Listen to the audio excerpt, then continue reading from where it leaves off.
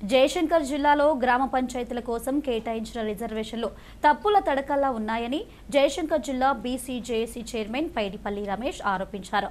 మహాదేవ్పూర్, పలిమెల, మహాముత్తారం మండలాల్లో బీసీలకు రిజర్వేషన్ దక్కలేదని అన్నారు.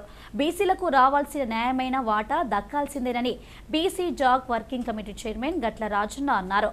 కలెక్టరేట్లో అధికారులకు వినతి పత్రం అందించిన తర్వాత వారు మీడియాతో మాట్లాడారు. జయశంకర్ భూపాలపల్లి జిల్లాలో గ్రామ పంచాయతీలకు తీసిన రిజర్వేషన్ తప్పుల తడకగా ఉంది. దాన్ని ఏ రోస్టర్ పద్ధతి ప్రకారం తీసిల్లో మాకైతే అర్థం కావడం లేదు.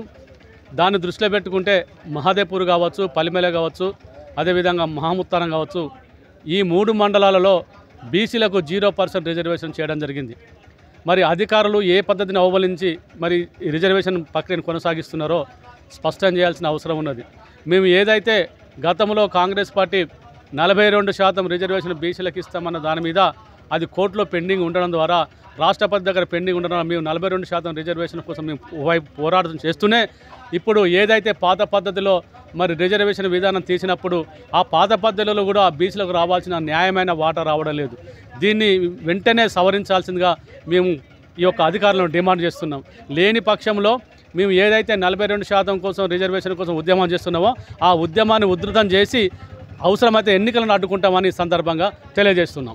స్థానిక సంస్థల ఎన్నికల్లో సర్పంచ్ రిజర్వేషన్లో భాగంగా మొన్న ప్రకటించినటువంటి రిజర్వేషన్లలో మహాముత్తారం, పలిమెల, మహాదేవ్పూర్ మండలాల బీసీలకు మొండి చేయి చూపించినట్టుగా కనిపిస్తూ ఉంది. ఇప్పటికీ జియో ఇంకా రిలీజ్ కాకముందే ఈ రిజర్వేషన్ను బహిర్గతపరిచారు.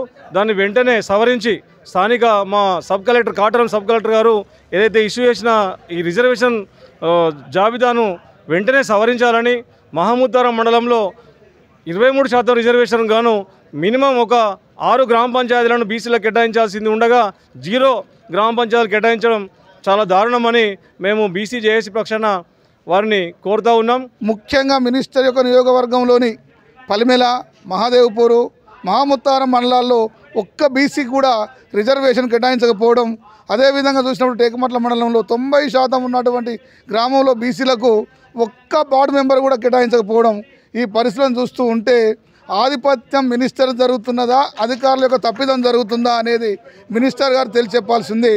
ఒకవైపు తెలంగాణ రాష్ట్ర అభివృద్ధి సంక్షేమ ప్రణాళిక సంఘం యొక్క చైర్మన్గా కొనసాగుతున్న శ్రీధర్ బాబు గారు మరి ఇక్కడ ఉన్నటువంటి బీసీల పైన అంత కోపం ఎందుకో, మరి నిజమైనటువంటి ఉద్దేశం కాంగ్రెస్కు ఉంటే 42% రిజర్వేషన్ అమలు చేసిన తర్వాతనే ఎన్నికల పోతాం ఇచ్చినటువంటి మాట తప్పిదం జరుగుతుంది కనుక మరి నిజంగా కూడా మేము అనుకుంటున్నాం అగ్రకుల బ్రాహ్మణీయ భావజాలం కలిగినటువంటి నాయకుడు, మొత్తాన్ని తెలంగాణ కంట్రోల్లో పెట్టుకొని వ్యవస్థ నడుపుతున్న శ్రీధర్ బాబు బీసీల పట్ల కక్షపూరితమైన విధానాన్ని అవలంబిస్తుండనేదే రాష్ట్ర యావత్తు మొత్తం గుర్తెరిగింది కనుక దయచేసి ఇప్పటికైనా మీరు వెనుకకు తిరిగి ఆలోచించి మా జనాభా ప్రాతిపదిక కాకుండా మాకున్నటువంటి 2011 రిజర్వేషన్లు పూర్తిగా అమలు చేయండి.